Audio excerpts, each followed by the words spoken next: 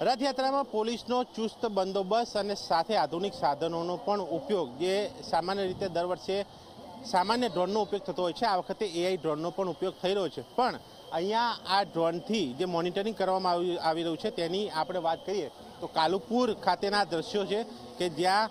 આ ડ્રોનથી આ મોનિટરિંગ જે છે તે કરવામાં આવી રહ્યું છે અને આ વિડીયો ફોટો જે છે તે બનાવીને ક્રાઇમ બ્રાન્ચ અને જે તે વિભાગને આપવામાં આવી રહ્યા છે, જેથી કરીને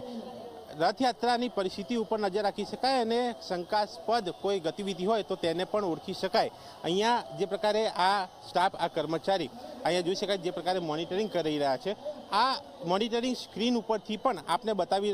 રહ્યો છું કે કઈ રીતે અહીંયા આ લાઈવ જે ડ્રોનના વિઝ્યુઅલ જે છે તે દેખાતા હોય છે અને તેનાથી આ મોનિટરિંગ જે છે તે થતું હોય છે। આ જે સ્ક્રીન તેમાં આખો આ જે કાલુપુર બ્રિજનો રૂટ, આ કાલુપુર બ્રિજના દ્રશ્યો જોઈ શકાય છે કે જ્યાં ટેબ્લો જઈ રહ્યા છે, રથયાત્રા આગળ વધી રહી છે, જ્યાં ભીડ છે, જ્યાં પ્રસાદના પંડાલો લાગેલા છે, તે જગ્યા ઉપર આ નજર રાખવામાં આવી રહી છે અને આ જ પ્રકારે